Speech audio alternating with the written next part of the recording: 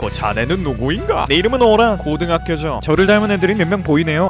코난을 보다 보면 여러가지 알아두면 쓸모는 없지만 신박한 잡다한 지식들을 배울 수 있습니다. 뭐 예를 들면 산화환원 반응에 대해서도 배울 수 있고 청산가리를 먹으면 뒤진다던가 마약은 먹어보면 마약인 걸 알 수 있다 등등 여러가지 지식들이 있죠. 그 중에서도 정말 다양한 요괴에 대해서 설명을 해줍니다. 저는 코난 보면서 뭐 저런 요괴들도 있냐 하는 생각이 든 적이 많아요. 근데 그거 아십니까? 이런 요괴들이 나올 때마다 하인성, 하토리 헤이지가 등장한다는 사실을 아시나요? 그래서 오늘은 인성이가 해치웠던 요괴들, 뭐 해치웠다기보다는 그냥 요괴가 한 것처럼 보이는 트릭을 간파한 거긴 한데 요괴를 퇴마했다고 하는 게 더 간지나 보이니까 인성이가 퇴마한 거라고 하겠습니다. 아무튼 오늘은 인성이가 퇴마했던 요괴들에 대해서 알아보는 시간을 가져보겠습니다. 참고로 저희 영상에는 개소리가 많이 첨가되어 있습니다. 다른 애니 유튜버들 영상을 생각하고 와가지고 아니 이 새끼 정보만 얘기하지 왜 이렇게 개소리를 많이 해 라고 생각하시면 그것은 저의 매력을 정확하게 파악하신 거니까 이제 오늘부터 저를 덕질하시면 되겠습니다. 일단 첫 번째로 인성이가 퇴치한 요괴는 바로 거미 요괴입니다. 인성이는 어떤 의뢰인이 돈을 보내가지고 그 의뢰인을 만나러 갔고 그곳은 인형 언덕의 거미 요괴가 사는 곳이었다고 합니다. 이 거미 요괴의 전설에 대해서 살짝 말해주자면 어떤 언덕을 나그네 2명이 넘어가고 있었는데 나그네 2명 앞으로 어떤 예쁜 여자가 나타났다고 합니다. 그 여자는 천국이 있다고 생각하냐고 물어봤고 나그네는 너무 예쁜 여자라서 말 한마디 더 해보고 싶다는 생각에 그 여자가 물어보는 건 전부 대답해줬다고 합니다. 그러자 그 여자는 나그네 2명을 데리고 갔고 그 나그네 2명은 그 후로 행방불명됐다고 합니다. 그 전설을 들은 인형 제작자가 인형을 만들어서 그 여자가 지나다니는 길목에 놔뒀고 그 여자는 인형에다가 나그네에게 했던 질문을 똑같이 던졌다고 합니다. 하지만 상대는 인형이라 대답을 하지 않았고 대답 안 하는 인형에게 빡친 여자는 거미요괴로 변했다고 합니다. 인형 제작자는 놀래가지고 불화살을 쐈고 거미요괴는 죽었다고 하네요. 솔직히 인형한테 말을 거는 거미요괴의 지능 수준이나 그런 지능 수준을 가진 거미요괴한테 잡혀간 나그네 둘 다 이해가 안 가긴 하는데 뭐 이런 전설이 있었다고 합니다. 그래서 이런 전설이 있는 언덕에 살인사건이 일어나고 시체가 거미줄에 걸려있는 것 같은 형상으로 발견됩니다. 인성이는 그것을 보자 아소로운 범인 새끼 요상한 짓거리 해놨구만 이라고 생각합니다. 매일 그것도 하루에 3번 정도 일어나는 살인사건이니 가볍게 수사를 했는데 인성이의 썸녀 가영이가 똑같이 거미줄에 걸린 채 발견됩니다. 그걸 보고 인성이는 불타오릅니다. 그때부터 인성이 안에 있는 요괴 학살자의 피가 끓어오르기 시작합니다. 그래서 인성이는 이 거미요괴를 조져버리겠다고 생각했고 거미요괴를 찾아가지고 경찰서에 보내버립니다. 물론 진짜 요괴는 아니긴 했지만 이 사건을 기점으로 인성이는 요괴하고 자주 엮이는 남자가 되어버립니다. 자, 두 번째로 퇴치한 요괴는 바로 인어입니다. 아주 머리가 일상생활이 불가능할 정도로 음란한 걸로 가득 차버린 여러분들은 인어 하면 뭐 이런 인어들을 생각하시겠지만 이곳에서 나온 인어는 사람을 죽이려고 하는 인어였습니다. 처음에 인성이를 부른 의뢰인도 인어가 본인을 죽이려고 하니 살려달라는 식으로 의뢰를 한 거였죠. 그래서 인성이와 코난이 간 곳은 인어섬이라고 불리는 곳이었고 인어섬에는 인어 고기를 먹고 엄청 오래 살고 있는 할머니가 있었습니다. 이 할머니는 매년 열리는 축제 때 사람들에게 듀공의 화살이라는 것을 나눠줬는데 그것을 가지고 있으면 불로장생할 거라는 전설이 있었다고 하네요. 하지만 그 화살을 가지고 있다가 잃어버리거나 화살의 힘을 의심하면 인어의 재앙이 내릴 거라는 전설도 있다고 합니다. 인성이는 빨간 펜으로 이름 적으면 뒤진다거나 엘리제를 위하여를 4번 들으면 뒤지고 시험 치기 전에 머리 감으면 지금까지 외운 거 다 까먹는다 뭐 이런 것들처럼 전형적인 미신이라고 생각했습니다. 하지만 진짜로 이 인어섬이란 곳에서 듀공의 화살을 받은 사람들이 전부 다 죽어버렸고 인성이는 이것도 인어란 요괴가 버리는 짓인가 하면서 퇴마사의 본능이 깨어나 버립니다. 그래서 인어를 잡기 위해서 옌병을 싸던 인성이는 가영이와 동시에 죽을 뻔했지만 어떻게 살아가지고 인어까지 퇴치를 하는데 성공합니다. 참고로 이 인어섬 에피소드는 정말로 명작이니까 꼭 한번 보시면 좋을 것 같습니다. 그 다음 인성이가 세 번째로 퇴치한 요괴는 설녀입니다. 제가 말하다 보니까 세 번째라고 했는데 사실상 첫 번째라고 볼 수 있습니다. 이것은 인성이와 도일이가 첫 번째로 만났던 중학교 시절 얘기입니다. 설녀의 전설은 두 가지 얘기가 있는데 첫 번째 얘기부터 보겠습니다. 옛날 어떤 산에 희고 반짝거리는 은색 호도를 입은 엄청난 미인이 살았다고 합니다. 그 미인은 산에 들어온 잘생긴 남자를 표적으로 삼고 유혹했다고 합니다. 뭐 여러분이나 저는 유혹 안 당하겠네요. 그래서 유혹당한 남자에게 내 옷과 당신의 소중한 물건을 바꾸지 않겠냐라고 물어봤고 남자는 저 옷을 내가 가져오면 저 여자의 옷이 사라지니까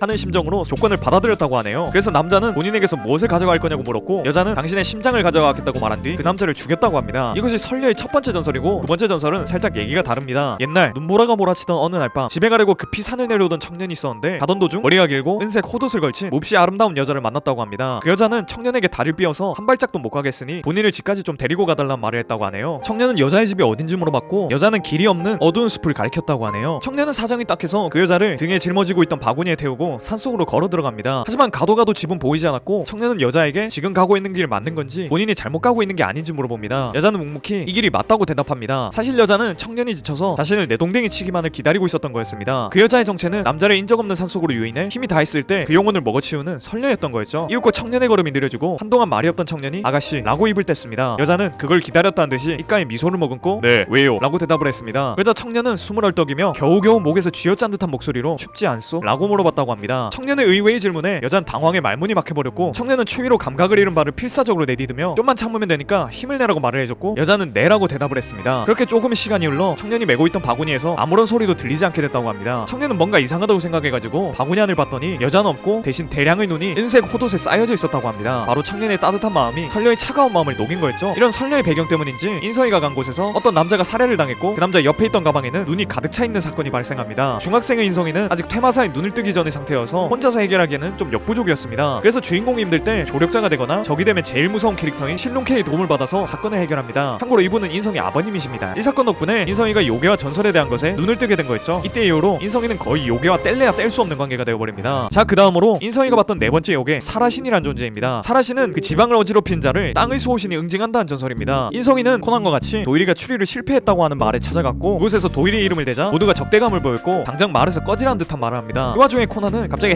행방불명됐다가 남도일이 돼서 나타나는데 기억까지 잃은 상태였습니다. 인성이는 말 사람들이 알 수 없는 적대감을 보이는 것도 피곤한데 옆에서 도와줘야 할 인간은 기억을 잃었으니 머리가 너무 아픕니다. 그런데 마을에 있는 경찰 같은 사람이 사라신에 대한 얘기를 해줬고 이미 각성한 퇴마사 인성이는 정신을 차립니다. 도일이 새끼의 기억은 못 찾더라도 그 사라신이란 요괴인지 신인지 모르겠지만 아무튼 그놈은 잡아 족치겠다는 생각을 합니다. 인성이는 사라신에 대한 걸 조사하다 보니 지금 기억을 잃은 남도일이 진짜 남도일이 아니라는 것을 알아냅니다. 그리고 사라신으로 추정된 남자가 인성의 추리를 도와주게 되죠. 인성이는 원래 요괴라면 다 퇴치해야 하지만 본인의 추리를 도와준 착한 요괴인 것 같으니 사라신은 그냥 놔둬줍니다. 뭔가 개소리가 섞여 있는 것 같나요? 아주 추리력이 뛰어나신 분이군요. 정확했습니다. 자, 그 다음으로 다섯 번째 요괴 마견입니다. 어느 날 집에서 미라니와 코나는 TV에서 드라마를 보고 있었는데 거기서 몸에서 빛이 나는 개가 나옵니다. 그래서 미라니가 그거 보고 마견이라고 옌병하니까 코나는 저런 마견 사복 마리가 와도 네가 이기니까 걱정 말라고 합니다. 그때 뒤에서 인성이가 나와서는 진짜 마견 잡으러 가자는 말을 합니다. 인성이가 말하길 어떤 절벽에서 두 명의 남자가 떨어져 죽었는데 그 중에 한 명은 마치 요괴의 둔갑처럼 홍련의 화염으로 뒤덮인 몸을 가진 개와 흡사한 마물이 본인을 떨어뜨린 거라고 말을 합니다. 인성이는 솔직히 이 말하면서도 피가 끓어오르고 있었습니다. 왜냐면 오랜만에 요괴 사건이었거든요. 지금까지 탐정 코시엔이라면서 섬에 납치되기도 했고 거북섬이라는 곳에서 표류해가지고 나오지도 못했어가지고 요괴 나오면 죽여버린다는 마인드였는데 때마침 마견 사건이 들어와서 마견 보이는 순간 족치려고 생각하는 중이었습니다. 그래서 의뢰를 받은 산속에 있는 어떤 집으로 가게 됐고 그곳은 이누부시라는 성을 가진 사람들이 사는 곳이었습니다. 이누가 개란 뜻이고 부시는 뭔 뜻인지 모르겠는데 대충 개랑 관련이 있으니까 마견이 있는 건 맞겠네요. 이 집안의 사람이 말하기를 옛날에 이 집안에 외동딸이 사라졌는데 그 외동딸을 집안에서 키우던 개가 데리고 왔다고 합니다. 딱 봐도 개가 딸을 구한 것 같았는데 이 집안의 주인은 개를 겁나 패고 몸에 불까지 붙였다고 하네요. 부상을 입고 누워있다가 정신을 차린 딸이 개가 본인을 구해줬다고 말했고 주인은 후회했지만 그 이후로 이 집안은 불타는 마견에게 저주받았다고 하는 전설이 있다고 합니다. 인성이는 뭔가 오지게 입을 터는 걸 보니까 불화 같다고 생각을 합니다. 하지만 미라니와 가영이가 실제로 마견을 봤다고 했고 본인과 코난이 두 눈으로 직접 마견이 사람을 공격하는 것도 목격합니다. 인성이는 이거 장난이 아니다라고 판단했고 지금까지 거미, 인어, 설녀 등등을 잡아온 과거가 생각나며 오래간만에 퇴마사 하인성으로 돌아갈 시간인가 라고 생각합니다. 퇴마사로 각성한 인성이는 마견의 정체를 밝혀냈고 순식간에 이 마견 역시 퇴치를 하게 됩니다. 자, 오늘은 이렇게 인성이가